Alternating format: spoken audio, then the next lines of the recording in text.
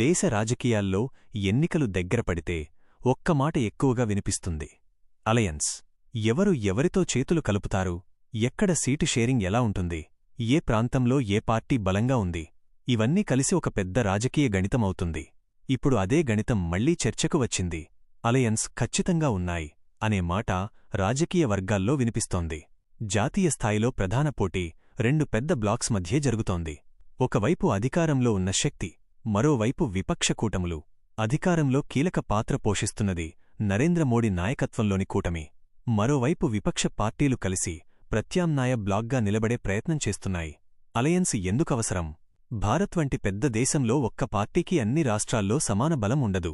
కొన్ని రాష్ట్రాల్లో ప్రాంతీయ పార్టీలు బలంగా ఉంటాయి. అక్కడ జాతీయ పార్టీలు ఒంటరిగా పోటీ చేస్తే ఫలితం ఆశించినట్లు రాకపోవచ్చు. అందుకే రాజకీయ సమీకరణాలు కీలకం.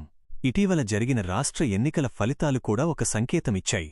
కొన్నిచోట్ల ప్రాంతీయ పార్టీలు తమ ప్రభావాన్ని కొనసాగించాయి, కొన్నిచోట్ల జాతీయ పార్టీలు ఆధిపత్యం చూపించాయి.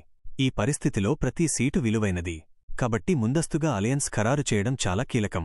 ఇక మరో అంశం, కూటమి రాజకీయాలు కేవలం సీట్ల గురించి మాత్రమే కాదు, విధానాల గురించి కూడా. ఒక కూటమి ఏర్పడాలంటే కనీస సాధారణ ప్రణాళిక అవసరం. ఆర్థిక విధానం, ద్రవ్యోల్బణం పెరిగే అవకాశం ఉంటుంది. అంటే వర్షం సమస్య కేవలం రైతు సమస్య కాదు, దేశ ఆర్థిక వ్యవస్థపై కూడా ప్రభావం చూపుతుంది.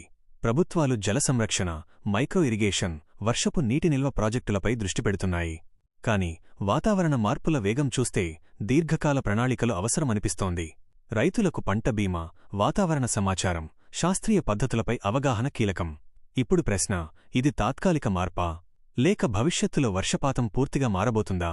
వర్షం పడితే బాగుండు అనే ఆశతో ఎదురుచూస్తున్న లక్షలాది కుటుంబాల భవిష్యత్తు వాతావరణ మార్పులపై ఆధారపడి ఉంది. ఇదే అసలు షాక్.